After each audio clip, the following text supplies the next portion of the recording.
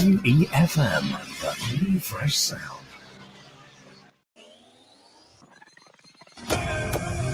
Rise and shine. Let's get ready to take on the day. Activated Mornings on WEFM 99.9 is on now.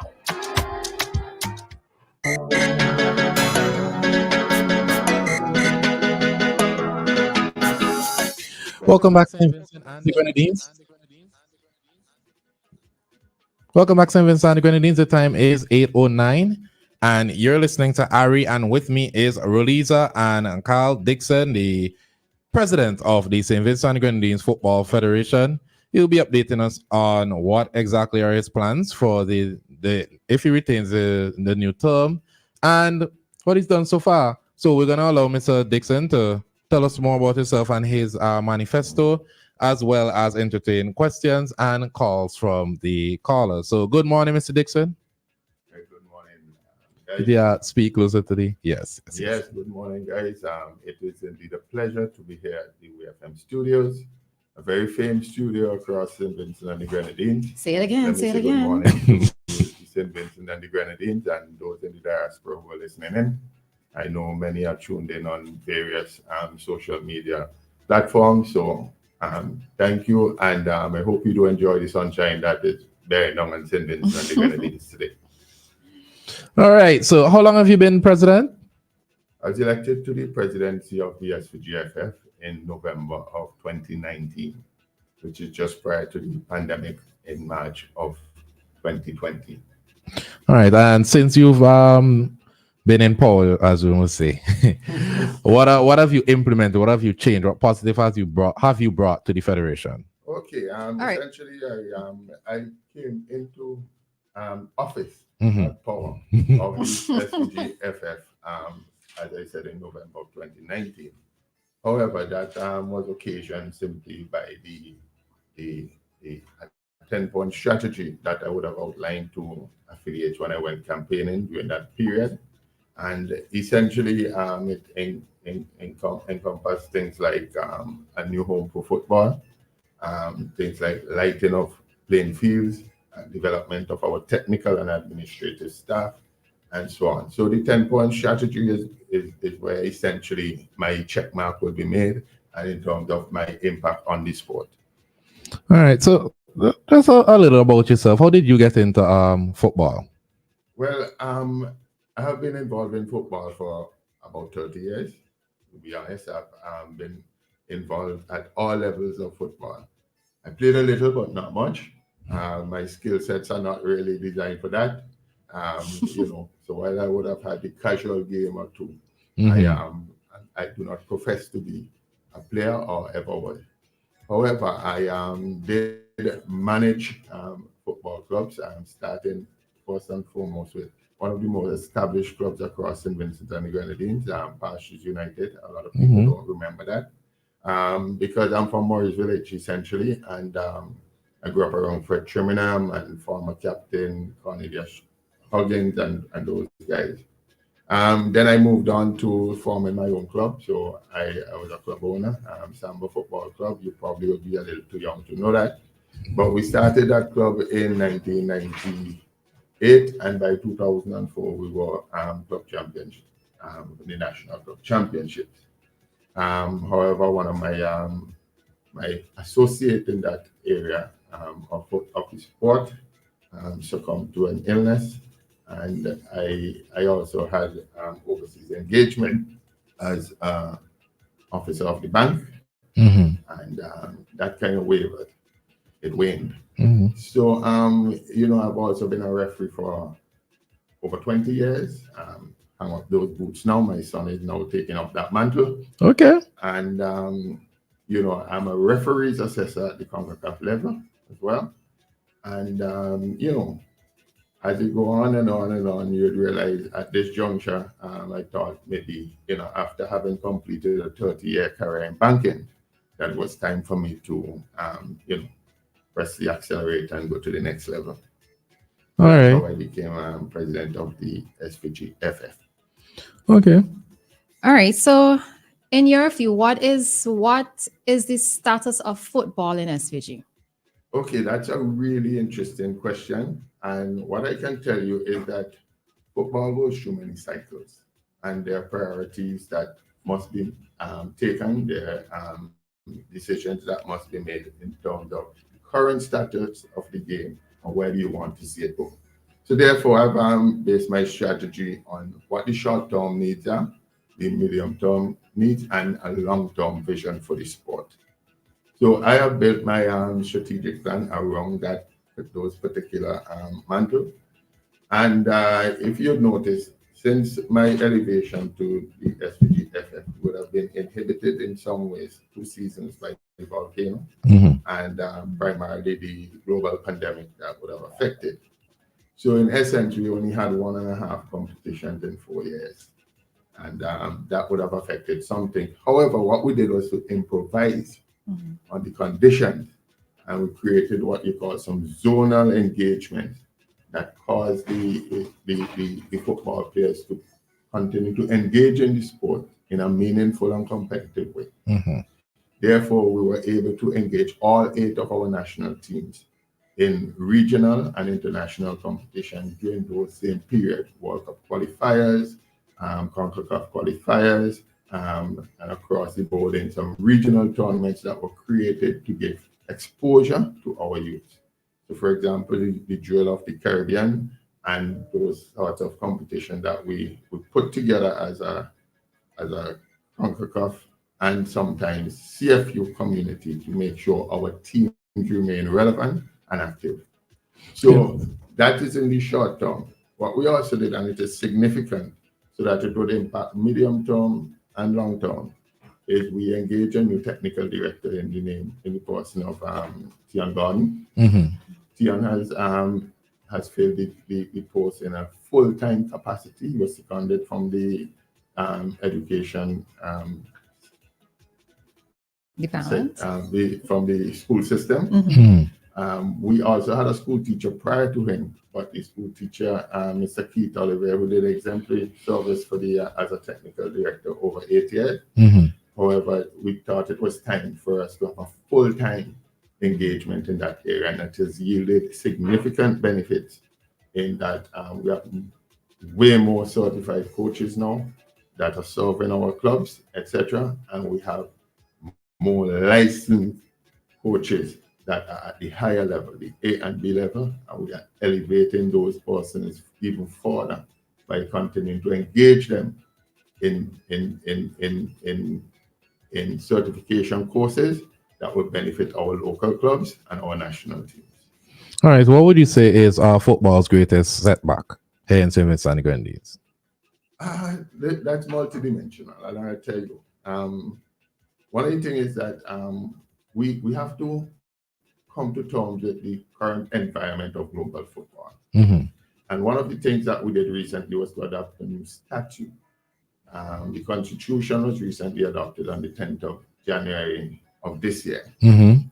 That document will also help to engender change in culture around the sport. So, for example, if you want to attract the right people to the right positions in football, therefore you have things enshrined in the new Constitution, like integrity checks, morality standards, things like that, term limits, so that nobody believes that they own the organization anymore and that sort of thing. Football has had its trouble over the years, not just locally, but regionally, internationally. We know the fiasco that broke out in 2016. That in itself caused a huge change in the way the global sport is administered. And we now, I think our biggest challenge is having to come to grips with the essence of those changes at the global level that require us to change our own attitudes and the way we administer the sport. That would be the biggest challenge at this point. Now, I'm glad that you brought up term limit. If it is that you're successful, you've met your limit, or you're not successful, what are your plans? What work would you do outside of being the president? I've always worked with football in different capacity. I'm currently a member of the Annisville Football League standing committee, and as I said, I'm a referee by trade, and my son is engaged in the sport. And there are quite a number of young referees who would need some attention and, maybe some guidance, because I'm also a referee's assessor. So, my engagement at that level would never stop in terms of the ability to impart the knowledge I have and to create training opportunities for the younger referees.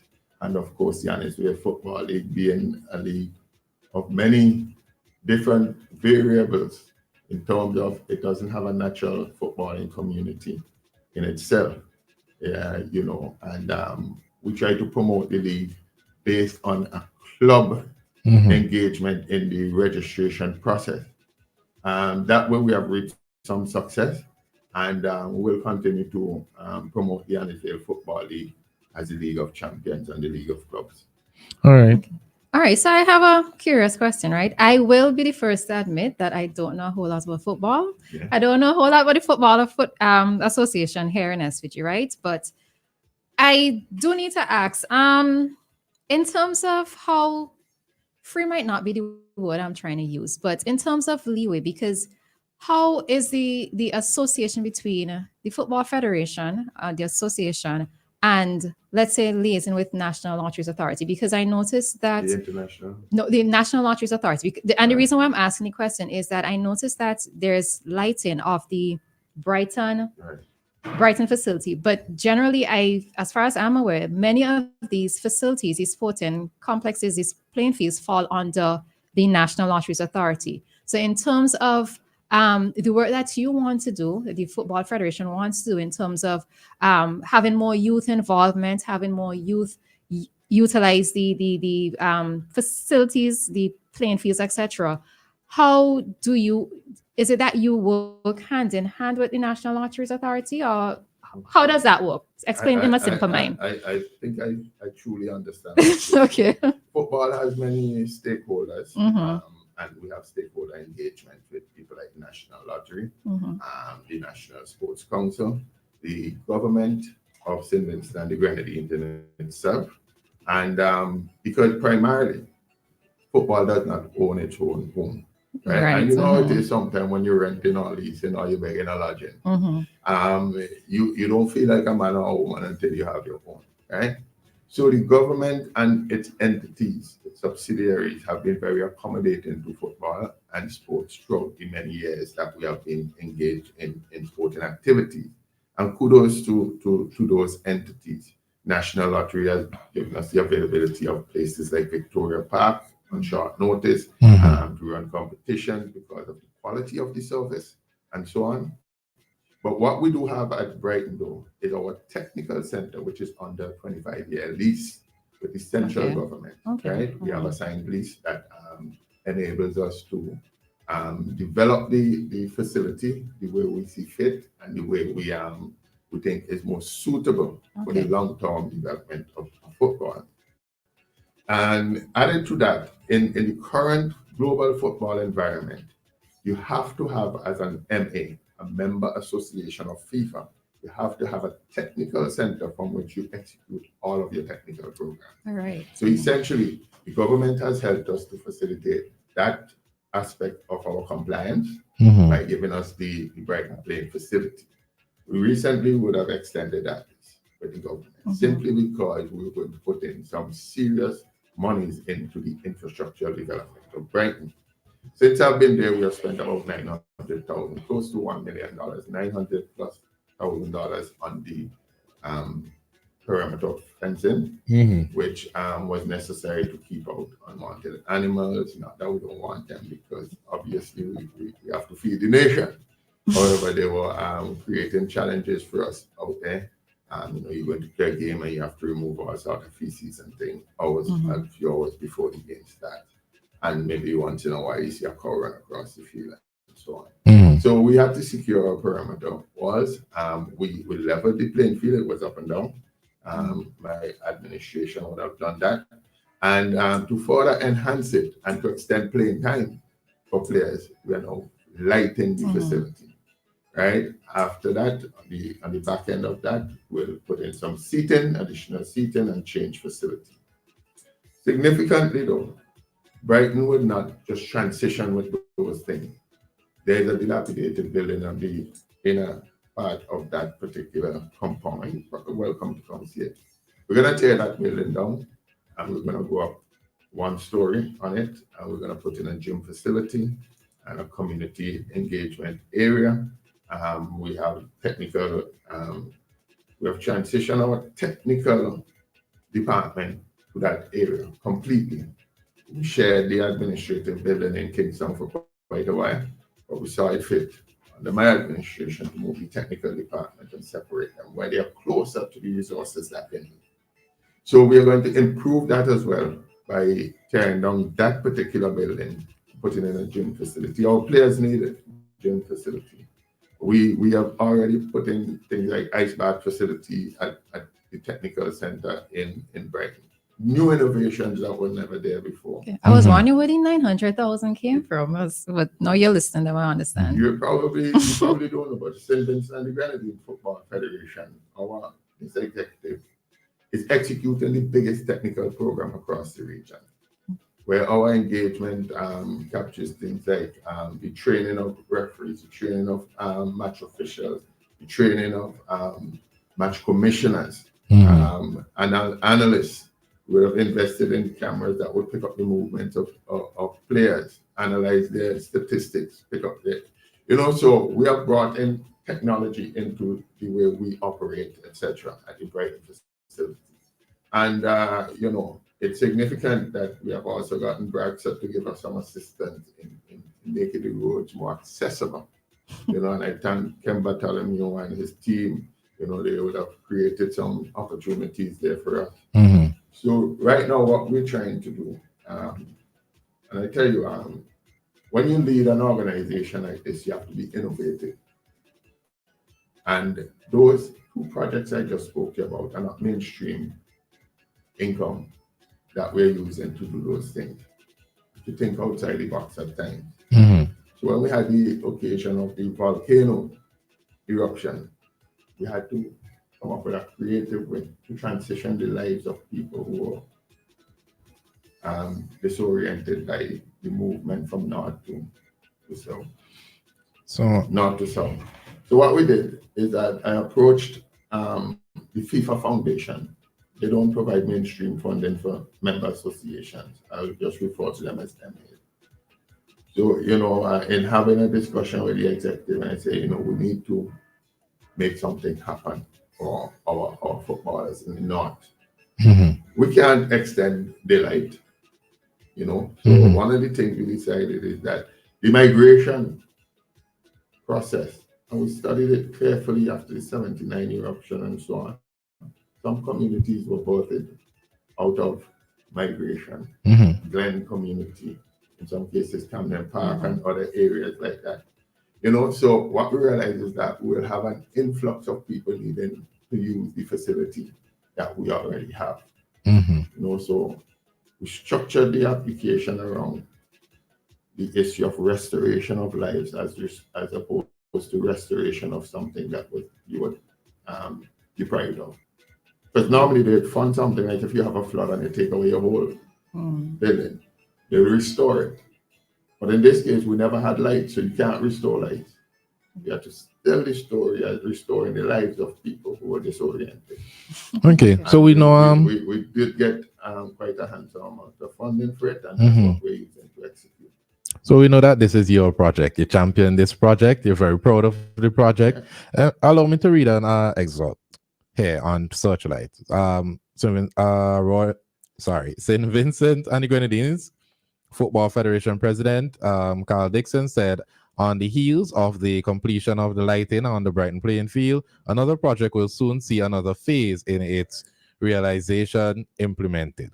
My tenure here in the sport has demonstrated a strong drive and commitment to break with traditional infrastructure barriers and looks forward to the commencement of the Home for Football Stadium, scheduled to break ground on May 1st, 2024. Having already secured funding for Phase 1, I look forward to work diligently to make this exceptional goal a reality. So you're talking about tapping into the FIFA Forward program where you secured $2.4 million to purchase land for the project in Cane Grove. That's been rumored for a long time. or at least I've heard it for a long time, that there's some lands being purchased in Cane Grove to build a football facility. But my question is, why Cane Grove and not Brighton? All right. So here's the trick. Simmons and the Grenadines has a unique topography. We have very limited land space in terms of flat lands to develop. You need a significant portion of land in which to develop. Right? There are limited opportunities for that. Right? So when we got the opportunity to purchase 5 acres of land just across from here, right? And we recognize that to spread the technical program, this is how we actually envisage it.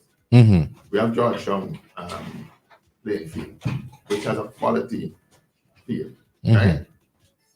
We have the Brighton Technical Facility, essentially. Georgetown to the north, Brighton, we have Victoria Park, we have Annandale 1, we have Annandale 2. These are more central and location. The technical department understands and knows that the majority of our national players from the leeward side of Simmons, and that has obtained for well over 5-6 years now. It's going on 10 years since the majority of the composition of our national team essentially comes from the leeward side of the island. But we do not have the type of facilities that we require, the quality type of facilities that we require to engage our leeward affiliates and footballers at the same level. They have to travel to majority day. So to spread the game evenly and to develop surfaces of a similar type quality across the country, we thought it necessary to look in that area as well. Secondly, the Brighton Technical Facility is a grass playing surface. The facility across the road is going to be artificial, astroturf, and significantly that has to be done because most times our national teams travel for international engagement. They're playing on artificial surfaces, so they are unfamiliar with the bounce and consistency of the ball on these types of surfaces. Okay. So we have to give them an opportunity to hone their skills on this same type of surface. And along with that now, what you find is that Brighton, because of the difficulty and accessibility to the particular location, we haven't developed it quite right enough. We don't have enough land space to put in enough seating capacity to hold an international game and so on. That we have mitigated by doing this particular project. We have enough opportunity to put in seating capacity we require, dormitories to host at least 3 or 4 teams. The final draft of the administrative and dormitory buildings are right now on the way. So what happens now is that it gives us a unique opportunity to host group games and group stages where we can accommodate the teams that are coming in on location and help to reduce their cost of competition. Okay. Do you have a finished date? Can you disclose one? Yeah, for that project. A project of that size is medium to long term. Because as I said in the article there, phase 1 of the project captures 3 significant elements of the project. One, the laying of the surface, right? Because essentially you do a project, the project essentially is to have football game played. So you lay the surface, then you secure the parameters, and then you put in some lights. In this case, while Brighton is going to be about 5 times the capacity of the lighting you see at Victoria Park, this one is going to be about 10 times the capacity of Victoria Park. Okay. So we'll be able to play international games there, regional games, and we'll be able to then capitalize on things like our revenue streams and diversify our revenue streams so that our local accounts can look even better than they do now. Yeah. All right. So I have a question. Is there a term limit for the president? Yes, offices have now have term limits. Mhm. Now, remind you, before when we were adopting those statutes on January 10th, it was revealed by the chairperson of the Constitution Committee that this engagement has been going on for 14 years. 14 years. And we brought it to a culmination on January 10th. So, be that as it may, you can hazard your best guess as to why it dragged out so long. But, I was determined, along with the rest of the executive, that, we needed to get it done. In fact, there were pressures on the timelines as well. But there are 3 term limits, much like it mirrors that of FIFA. So, for example, if you have 2 terms and you lose in your third term, you can come back and only serve 1. All right, Or so you can have 3 consecutive terms, or you can have 3 segmented terms. all right, so But either way, you don't want to start grandfathering the organization. Yeah. To believe that they have an inherent right Yeah. to the organization. all right, so the reason why I asked the question, because I'm listening to the plans, right? And the plans are not necessarily going to happen, let's say, within the next 4 years if you are re-elected. So what is there in terms of the buy-in from the other members of the association to see this project through? Because, it's one thing to put forward something, it's another thing to start the plans, right? It does sound great. It does sound grand, but in terms of the follow-through aspect of it, let's say if you aren't re-elected, then what happens there? Okay, so that's a good question. And I don't want to hazard any guess as to what the others would do.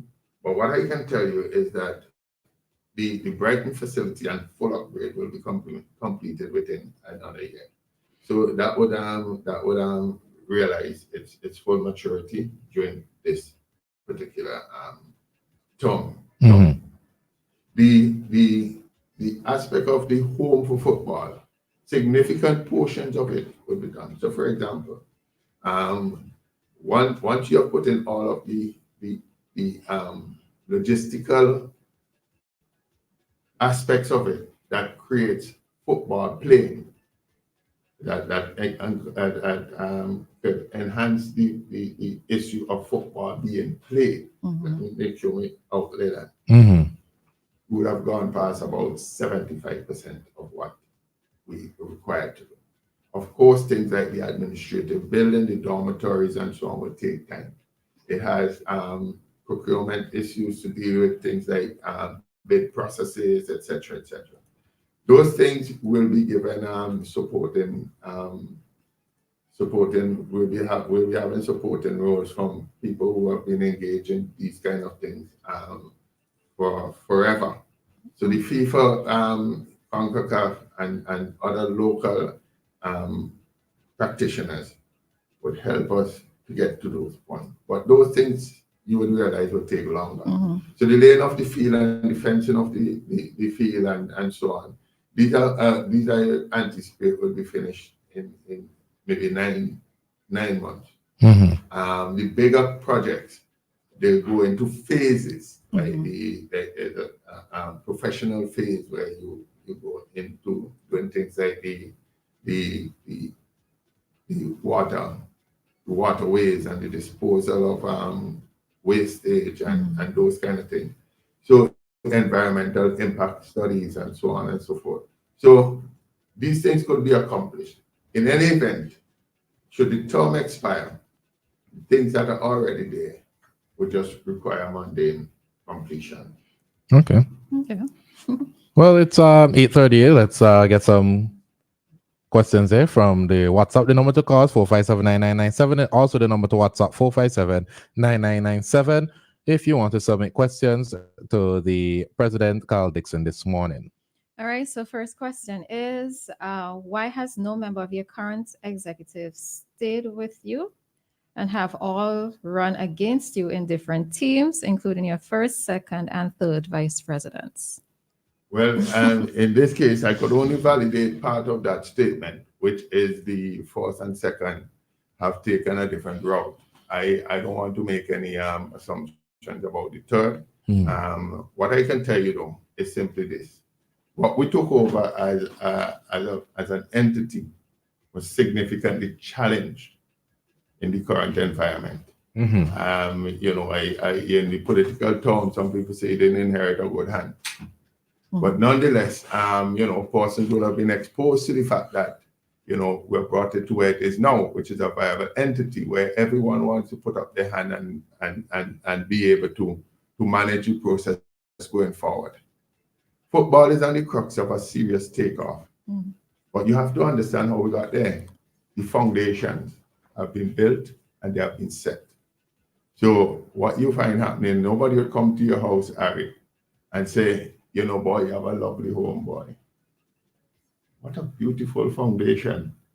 They never speak about the foundation. They talk about the architectural look of it, the aesthetic issues, right? But the people who are constructing on top of that foundation knows what lies deep within. So they know the strength of the foundation. So I could only hazard a guess that, you know, people know what has been built and what should be built on. Okay. All right. So let me pose a question, right? So as I said, I'm not very familiar a lot with the inner runnings of the organization. But as an outsider looking in, it seems to be mixed with a lot of confusion in a sense. Yeah. And it seems as if it's some money making, or it's when persons get into it, it's just a way for them to add to whatever it is they make, like on a monthly basis, like whatever stipend that they receive, right? In your opinion, why should I ask this? You already start? No, I try to phrase it in such a way so that it doesn't seem as if he's necessarily trying to tarnish other persons. But do you find that many persons get into the organization for the love of football? In listening to you, it sounds like you do have a love of the development of football. But as an outsider who has looked at the news releases, etc., it always comes across as if, okay, so persons are in it for the money. Any thoughts on that? I don't want to hazard it. Right. You see, that I was kind of, motive. yeah. What I can tell you, though, the football fraternity has quite a number of persons who have toiled in the vineyard for a long time. Essentially, they have I would say this outright. Most persons who are associated with football have the interest of the game at hand. What challenges the sport is the multiplicity of agendas that exist at the same time. Because what you find happening, while I will want to focus primarily on laying foundations and ensuring that the future of the game remains viable, some persons may choose to focus significantly their efforts on a youth program or competitions of some sort. Something that people like to see. We live in a fast-paced environment. And I said on another station some time ago, you have to be mindful that football is essentially not about glitz and glamour. Football has to be and must be built on structure and stability. And until we get that message clear, abundantly clear, we're going to get it wrong. Well, because at the end of the day, while you might crave an ice cream, a yogurt might be better. Well, persons have been given feedback about the staff at the Federation office, and they of the belief that persons are there for a salary and not necessarily for the love of football. Even some persons working in certain positions don't even know the name of some of the players. What would you say in response to that? Culture, evolution, and culture. The game has evolved beyond a number of stakeholders in the sport. This game is evolving quickly. This sport is evolving at a rapid pace. And some people, if they don't get on the bandwagon, on the train, and understand what is happening in the environment in which they are operating, they're going to get lost. So, for example, Harry, you open a nice little downstairs of your home, you open a little place, you sell a little grocery from. You have a basic education. I'm not speaking about you significant. No, I know. I get But the you know, reference. if you take $10 for this, you have to give back this amount of change, etc., etc. But let's say the volcano erupts again, and you have an influx of people into that neighborhood. The demand raises. Mm-hmm. So you put a little thing in the yard, and you start to sell more. But you're not upgrading your ability to measure your profitability and your viability in the business. So it might be somebody and you put up a bigger building, you buy the land next year, you put up a bigger building, you have a supermarket now, but you're not upgrading yourself. Football has the power of beyond the mama of that shop that we run in. So You need somebody with strong leadership, the ability to foresee what is happening. Okay. To guide the organization.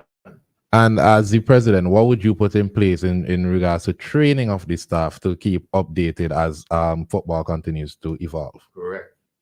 So what we have is different streams of funding. On the CONCACAF side, you have some degree of funding that creates opportunity to put your administrative and technical staff in training programs that will help to elevate the status to the administrative side of football. If you listen to the general populace, you believe that the only thing that matters is the result you get on the field. While it is significant, it is driven by different factors as well, right? I'll tell you something. This is what you call the international break. We were seeking an international match for international friendly for our team. And do you know, and I want to say this manifestly clear, do you know that there are MAs in the region that cannot even accommodate St. Vincent and the Grenadines team to play a friendly because they are broke? Or they're not liquid enough to accommodate that? We have stabilized our organization to the point where we have the viability, the opportunities to excel. People around the sport have seen it. People who are close to the executive have seen the steps that we have made. But those things could be erased and regressed in the stroke of a pen. You need strong, visionary leadership to help to continue to develop the sport and to transition it to where it needs to be. Every single one of our national teams, and we have 8 of them, 4 males, 4 females, have been engaged meaningfully in competitions across the border during the 4 years of this executive. To answer your question, yes, greed does exist in football. It exists at the top, it exists at the bottom. What we need is a clear vision and strong leadership to understand the dynamics. In some cases, ignore it. In some cases, try to curb it. All right, so we have been getting calls while you were speaking. So for those who have been trying to call, you can do so now. In the interim, let me take this question. What are your views on Vincentians living outside of SVG who want to play soccer for Vinci and other countries look at them with interest? Does SVG have a program like that? Yes, that's fine. We have engaged a company out of the US that does some scouting on our behalf. We pay them a retainer to go looking. We would have, through this engagement, identified some players who we have made available to the technical staff to look at their performance or to monitor them. And we only had the option of second generation, Mhm. for first generation Vincentians up to recently, Comrade and his team tell you how unrelenting I've been in writing to them about opening this opportunity for second generation players as well, meaning people with their grandparents, grandmother or grandfather being a Vincentian. It was prohibited before. It was only recently, in fact, it was last year, that this became part of the immigration law. Of course, still have to go through a special procedure to get it. But what it has done is open up the opportunity for the scouts to have a greater network of people to work with. And our technical program, which was implemented significantly under my executive, now has the opportunity, and they have been embracing it, to co-opt these people into the technical aspects of the game and representation for St. Vincent and the Grenadines. Okay. All right. So, callers, remember, if you wish to, it is an interactive program. You can call us at 457-9997. All right. So we have a question here. Is it true that CONCACAF instructed the SVGFF to relieve the GS of his duties or have him tender his resignation?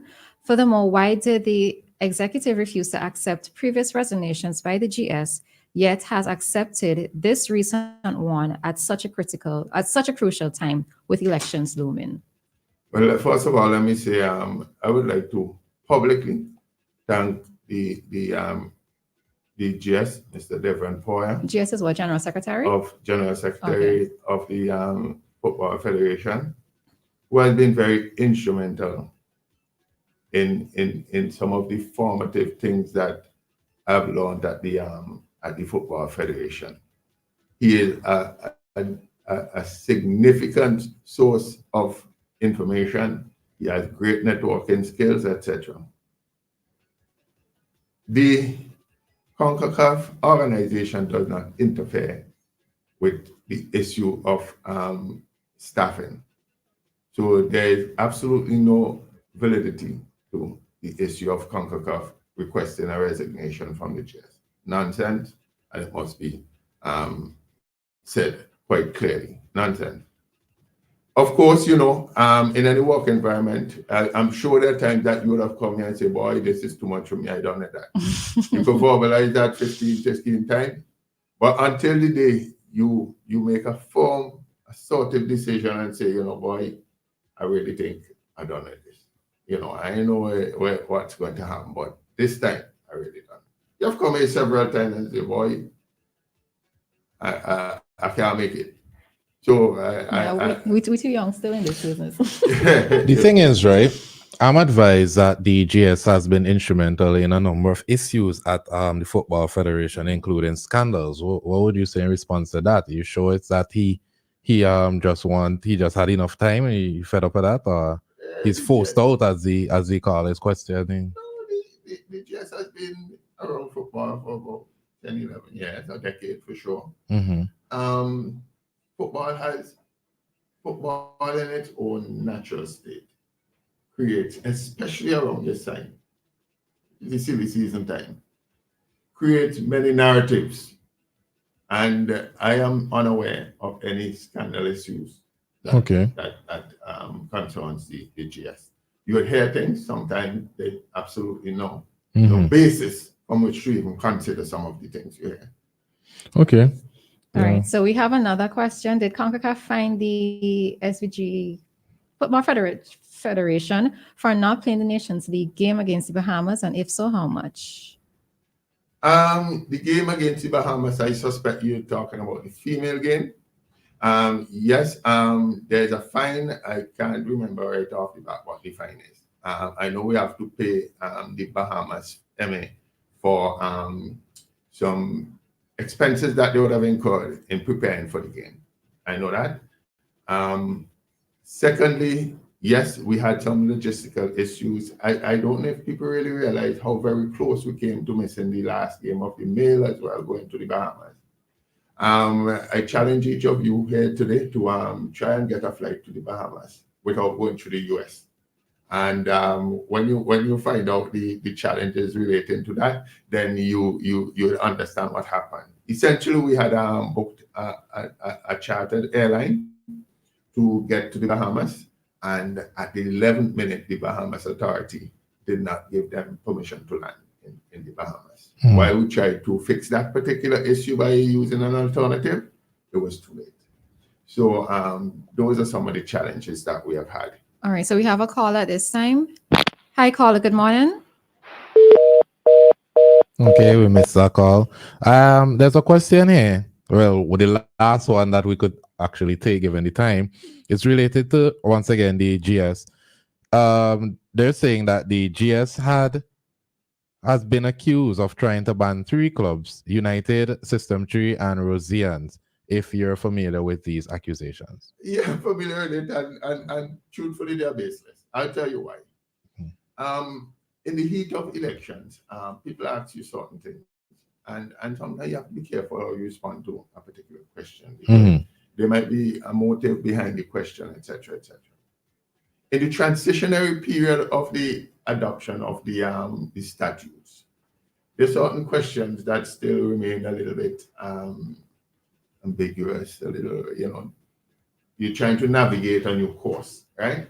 So what had essentially happened is that an affiliate wrote to the GS asking about these particular clubs and their status coming out of the club licensing issue, and so, which was not enshrined in the current constitution, in the past constitution, right?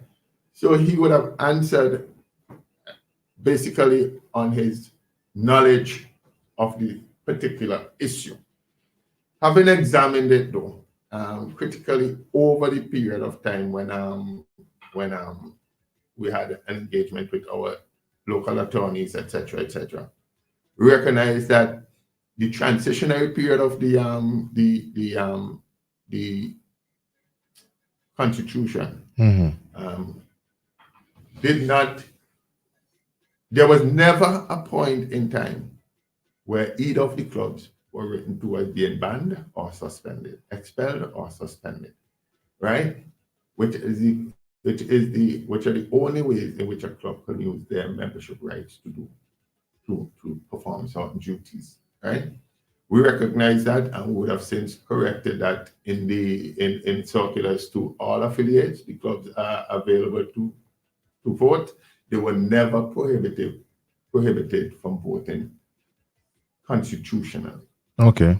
But I would like to say publicly, in defense of the General Secretary, it was not malicious and it was not a biased response that he provided.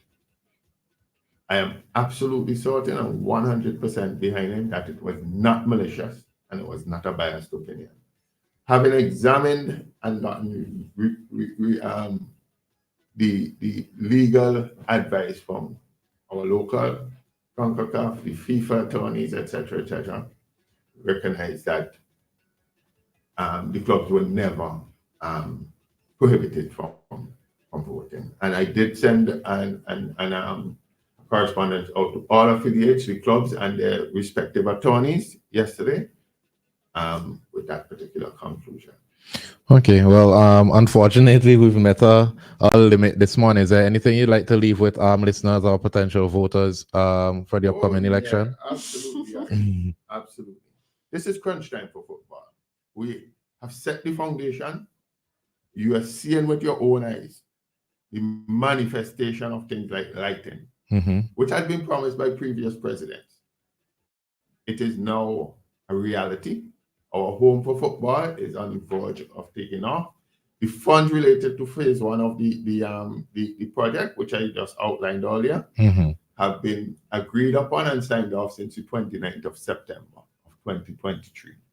All we are doing now is doing the bidding processes, and I would encourage affiliates to understand the process, see it for what it is, and make the right choice. Football is not about glitz and glamour. Don't be fooled. It is predicated on the premise of structure and stability. Structure and stability. make the right choice. All right, thanks for joining us this morning, Mr. Dickson. It was quite an informative and interesting discussion with you.